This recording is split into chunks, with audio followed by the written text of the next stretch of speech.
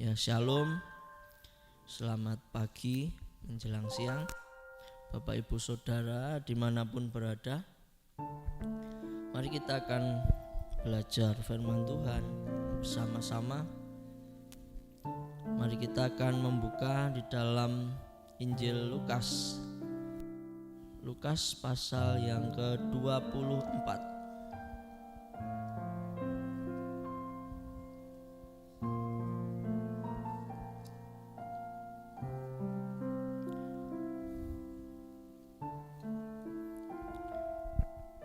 Lukas 24 ayat 44 sampai 49.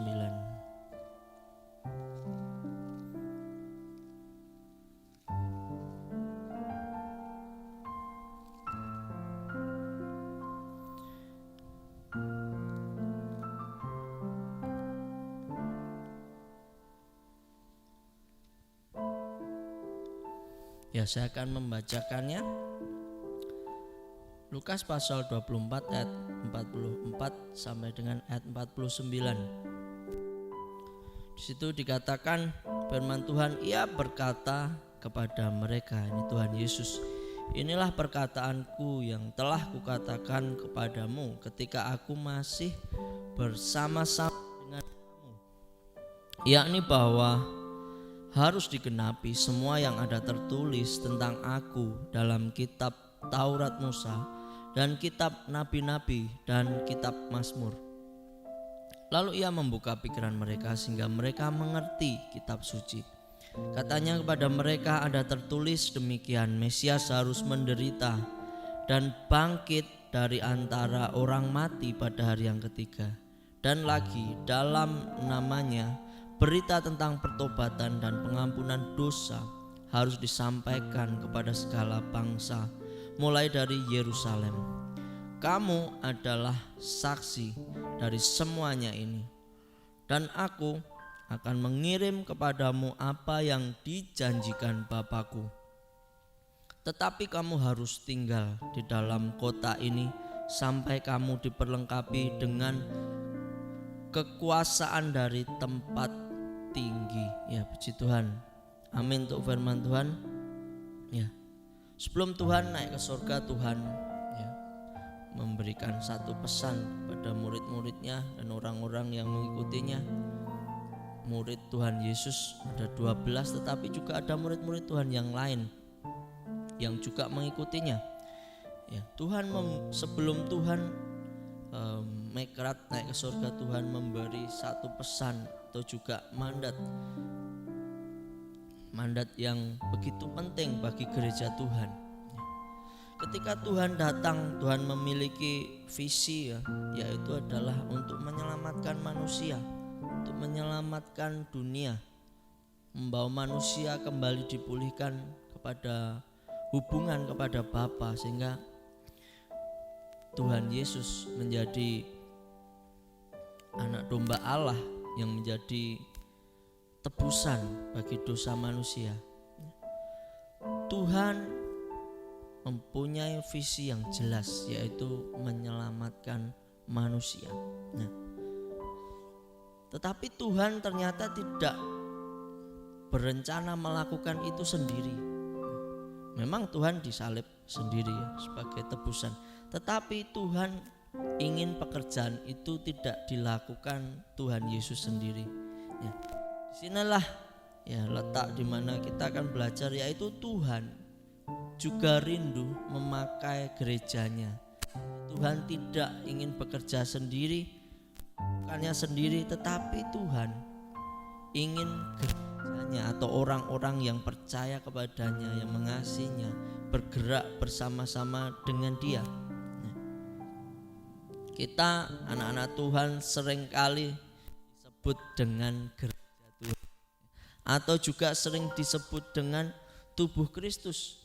Kalau kita tubuh, berarti kita harus punya kepala.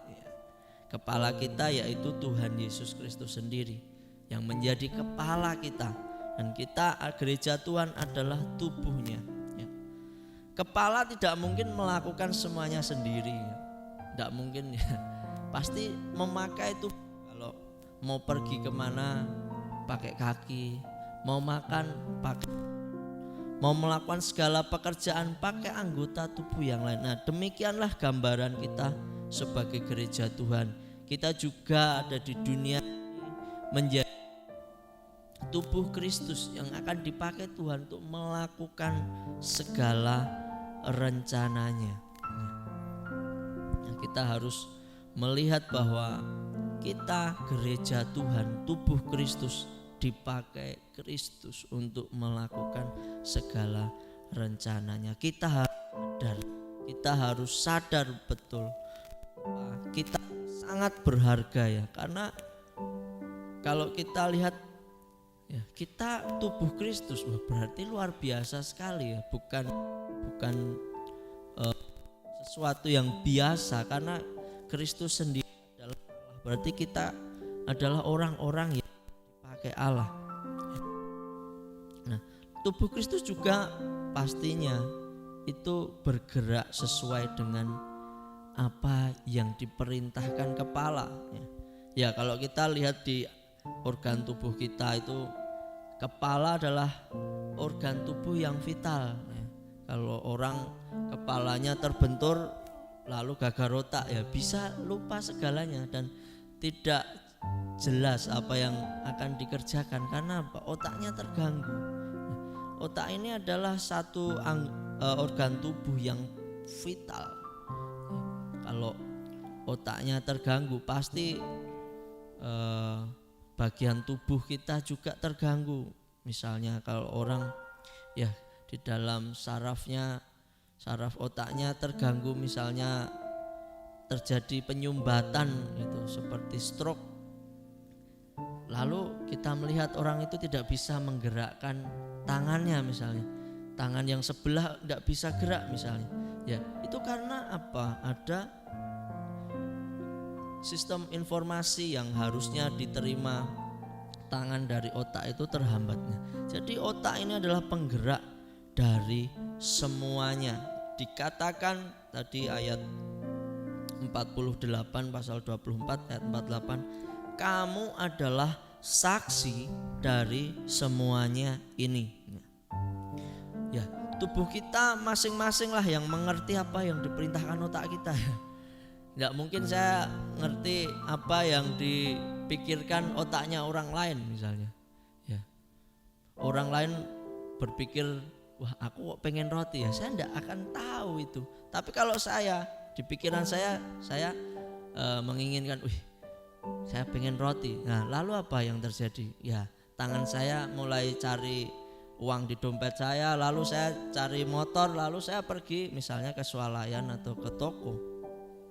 Nah, kita sendiri yang tahu apa yang diinginkan oleh kepala kita. Di dalam hal ini adalah apa yang diinginkan Tuhan ya. Kalau misalnya saya bisa mengerti pikiran orang lain, nah itu malah bahaya ya, kayak cenayang, kayak dukun ya. Tetapi secara logis itu tidak terjadi. Ya kalau kita melihat di dalam Alkitab ya, Tuhan katakan beberapa hal ya. Ini menjadi satu bukti bahwa hanya tubuh Kristus yang bisa mengerti apa yang dikehendaki Tuhan. Dunia ini tidak mengerti apa yang menjadi visi dan misi Tuhan datang ke dunia ini, sebab mereka tidak mempunyai kepala, yaitu Kristus. Dunia bukan tubuh Kristus. Jadi mereka tidak tahu apa yang diinginkan Tuhan. Tetapi kita sebagai tubuh Kristus, kita tahu. Dunia ini dengan agamanya masing-masing mempunyai visi dan misi yang lain ya dari kita gereja Tuhan ya. Kalau agama mereka misalnya teraniaya, lalu mereka akan berkata, saya akan berperang membela agama kita. Nah, kalau orang Kristen kan tidak. Kalau kita teraniaya, kita bahkan akan mengatakan ya ini satu kasih karunia. Kalau kita teraniaya itu menjadi justru menjadi kebanggaan bagi kita atau sukacita, karena kalau kita teraniaya karena Kristus, ya Tuhan katakan kita ini adalah orang-orang yang berbeda. Nah, inilah pikiran yang berbeda. Kita sebagai tubuh Kristus memiliki pikiran yang lain dengan dunia ini. Kalau kita dikucilkan, direndahkan karena nama Tuhan Yesus, kita bersukacita. Kalau kita lihat mereka ya, sedikit aja disenggol, langsung demi nama agamanya, membela agamanya seperti itu. Nah, maka kita benar-benar berbeda dengan mereka. Nah, seperti di dalam Yohanes 15 ayat 18 sampai dengan 19, di situ juga Tuhan mengatakan, jikalau dunia membenci kamu, ingatlah bahwa ia terlebih dahulu membenci aku daripada kamu, ya. Sekiranya kamu dari dunia, tentulah dunia mengasihi kamu sebagai miliknya. Tetapi karena kamu bukan dari dunia, melainkan aku telah memilih kamu dari dunia, sebab itulah dunia membenci kamu. Nah, Tuhan mengatakan kita memiliki visi dan misi yang berbeda dari dunia ini. Oleh sebab itu dunia membenci kita. Di dalam Yohanes 16 ayat 2 juga dikatakan, kamu akan dikucilkan. Bahkan akan datang saatnya bahwa setiap orang yang membunuh kamu akan menyangka bahwa ia berbuat bakti kepada Allah. Nah, lalu di dalam Yohanes juga pasal 16 ayat 33 dikatakan, semua itu kukatakan kepadamu supaya kamu beroleh damai sejahtera dalam aku. Dalam dunia kamu menderita penganiayaan, tetapi kuatkanlah hatimu, aku telah mengalahkan dunia. Ya, kita semua dikatakan tadi firman Tuhan, kamu adalah saksi. Saya, Bapak Ibu Saudara sekalian yang percaya kepada Tuhan Yesus adalah saksi sebagai tubuh Kristus. Maka kalau visi Tuhan adalah menyelamatkan jiwa, maka gerakan kita juga harusnya sama. Kalau Tuhan mikirnya adalah menyelamatkan jiwa, berarti tubuh itu akan mengikutinya. Ya seperti saya sedang mikir ingin makan roti, ya tubuh saya pasti berusaha mencari roti itu, entah beli atau cari di lemari kalau masih punya. Seperti itu ya. Maka visi misi gereja kita juga sama, yaitu menyelamatkan dan memuridkan jiwa-jiwa menjadi seperti Kristus. Ya, sama gereja kita. Ya, sebagai saksi, apa yang perlu kita sampaikan, apa yang perlu kita katakan kepada dunia ini, ya.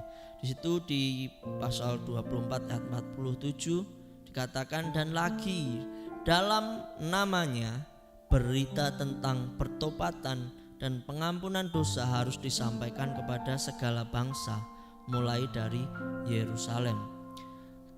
Ya, kalau di Matius juga lengkap ya, di pasal terakhir juga disampaikan mulai dari Yerusalem bahkan sampai ke ujung bumi, ya. Sebagai saksi Tuhan, ya, Tuhan ternyata tidak begitu saja meninggalkan gerejanya. Sebelum Tuhan mekrat, Tuhan ya tadi ya kita baca Tuhan berjanji.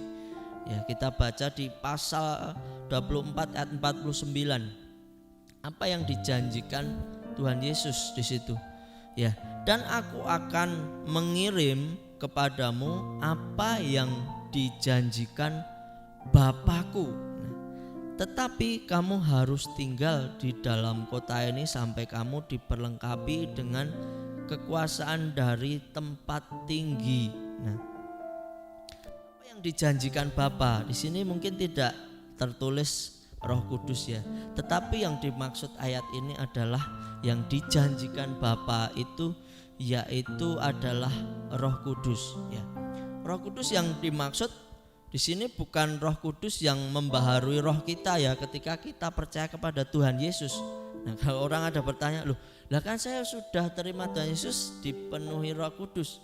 Ya, kita sudah menerima Tuhan Yesus, kita menjadi milik Tuhan, tentu saja Roh Tuhan ada di dalam kita, membaharui kita, ya itu betul. Tetapi yang dimaksud di sini Roh Kudus yaitu adalah baptisan Roh Kudus. Nah, seperti kalau kita lihat di dalam nubuatan perjanjian lama di dalam kitab Yoel pasal 2 ayat 28 sampai 29. Di situ dikatakan kemudian daripada itu akan terjadi bahwa aku akan mencurahkan rohku ke atas semua manusia. Maka anak-anakmu laki-laki dan perempuan akan bernubuat. Orang-orangmu yang tua akan mendapat mimpi. Taruna-tarunamu akan mendapat penglihatan-penglihatan.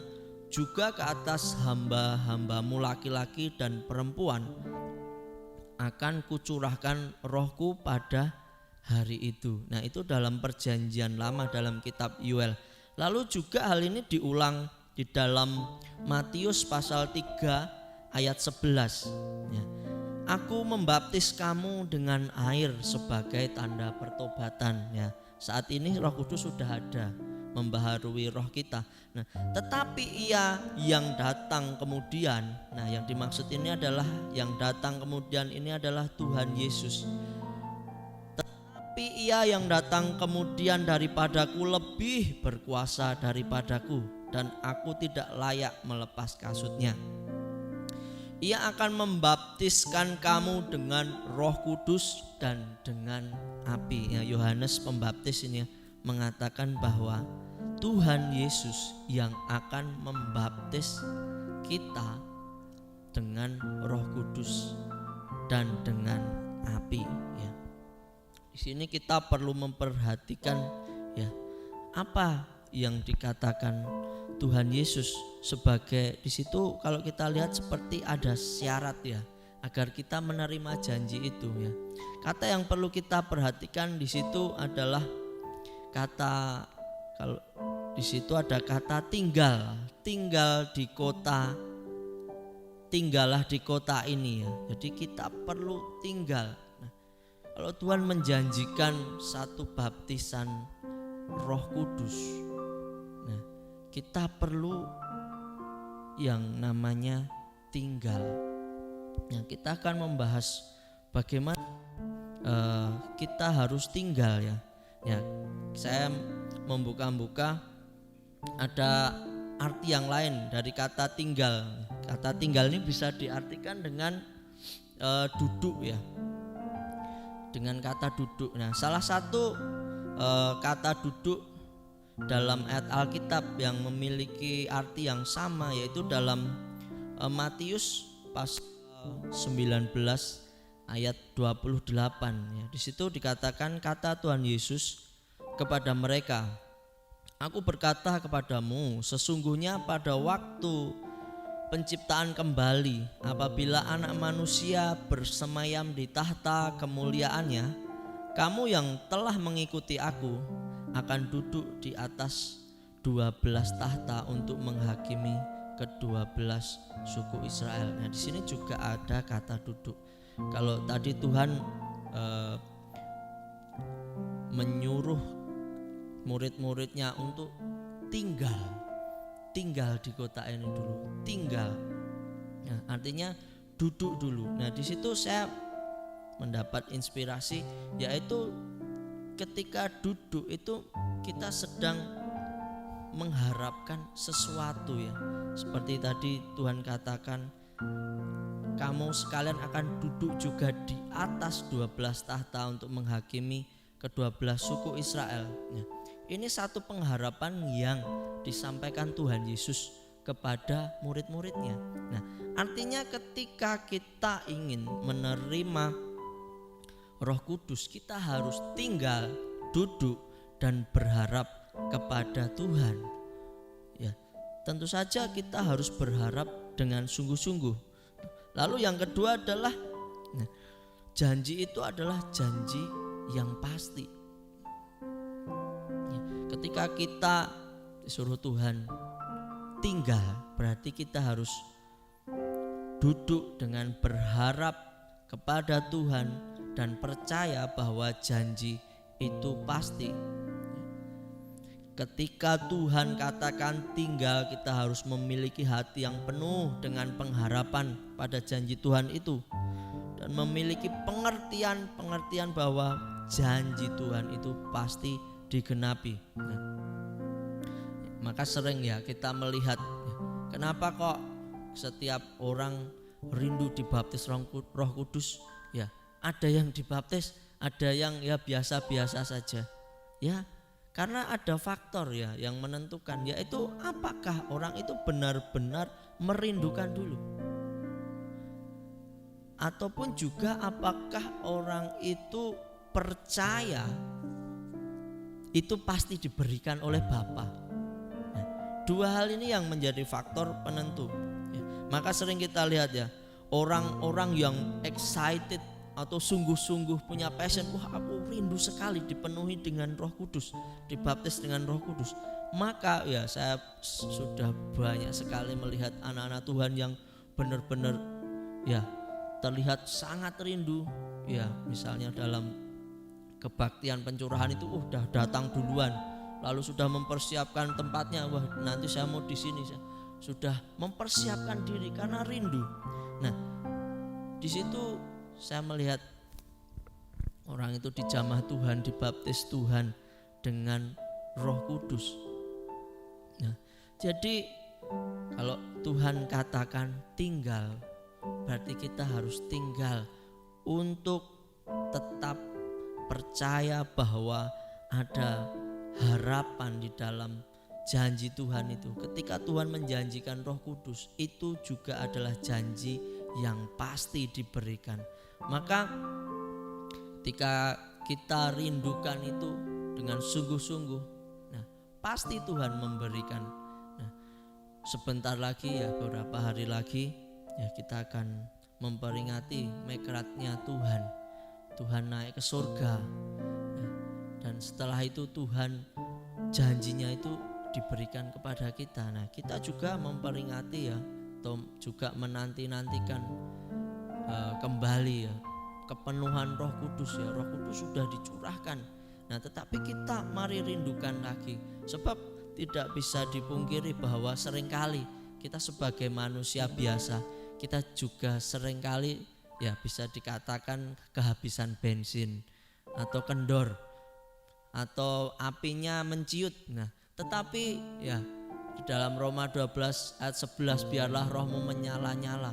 Mari kita menyala kembali, mari kita rindukan kembali, mari kita duduk di dalam pengharapan dan janji Tuhan yang pasti. Mari kita tinggal di dalam kota seperti orang yang menantikan sesuatu yang penting ya. Mengapa baptisan Roh Kudus ini penting ya? Karena ya kita tahu sebagai saksi Tuhan, musuh kita ini kan bukan darah dan daging seperti ya kepercayaan atau agama-agama di dunia ini. Ketika disakiti ya dia menyakiti daging, membunuh, melakukan segala sesuatu yang mencelakakan. Tetapi kita bukan darah dan daging. Dalam Efesus pasal 6 ayat 12 dikatakan, tetapi ya musuh kita yaitu penguasa-penguasa, penghulu-penghulu di udara atau ya setan, iblis ya. Nah, apa dengan kekuatan kita sebagai manusia ini kita mampu ya. Saya rasa yang membuat mampu kita yaitu kekuatan Tuhan sendiri yang ada di dalam kita.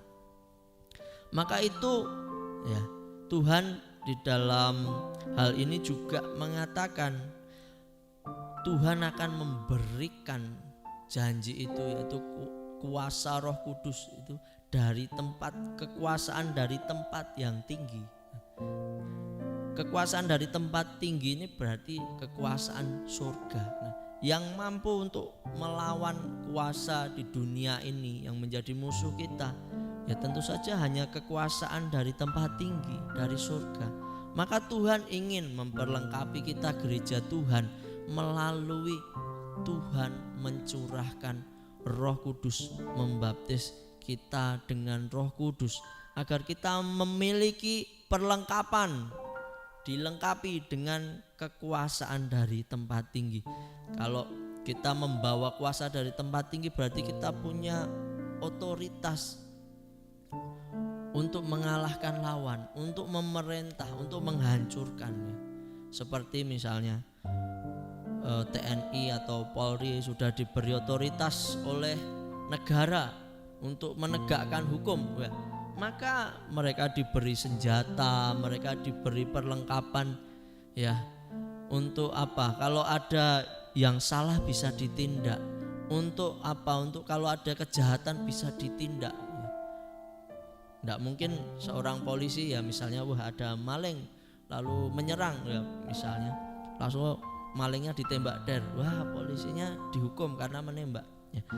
Tidak bisa, karena apa? Ada perlindungan hukum dari negara. Jadi polisi itu memiliki kuasa untuk melakukan sesuatu tindakan, ya. Seperti kita, kalau Tuhan mengatakan kita akan diperlengkapi dengan kekuasaan dari tempat tinggi, berarti kita akan memiliki otoritas untuk melaksanakan kehendak Tuhan, ya. Kuasa dari tempat yang tinggi itu dahsyat, dan itulah yang memampukan kita, ya.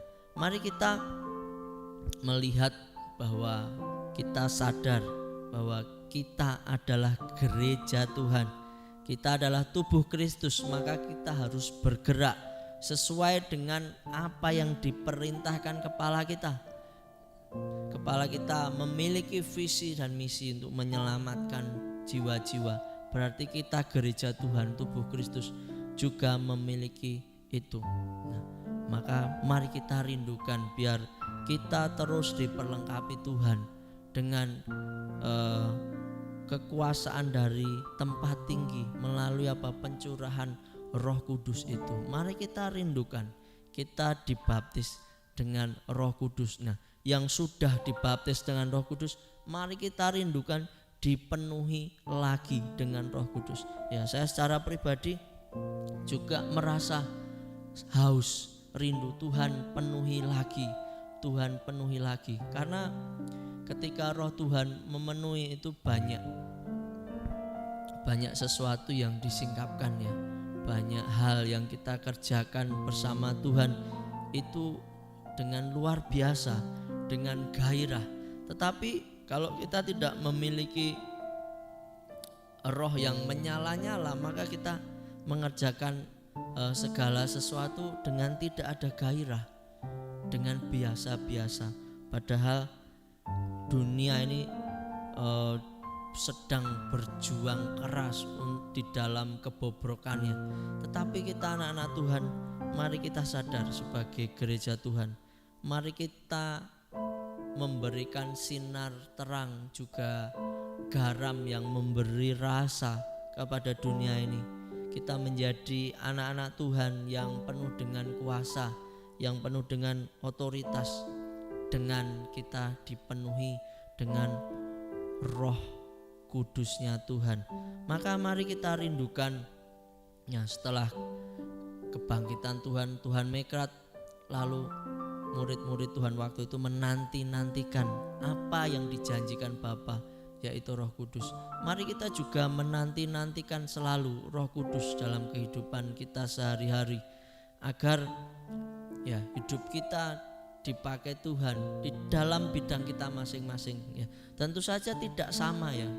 Kita tidak semua bisa menjadi dokter, tidak kita semua bisa ngajar seperti guru, tidak bisa kita semua menjadi hamba Tuhan, pendeta, atau yang lain-lainnya.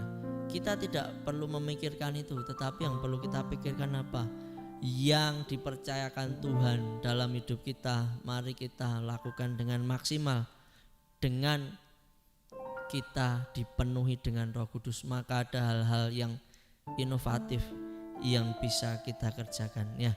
Puji Tuhan, biar firman Tuhan ini bisa mengingatkan kita kembali bahwa kita sebagai tubuh Kristus, kita bergerak sesuai gerakan kepala kita, yaitu Kristus.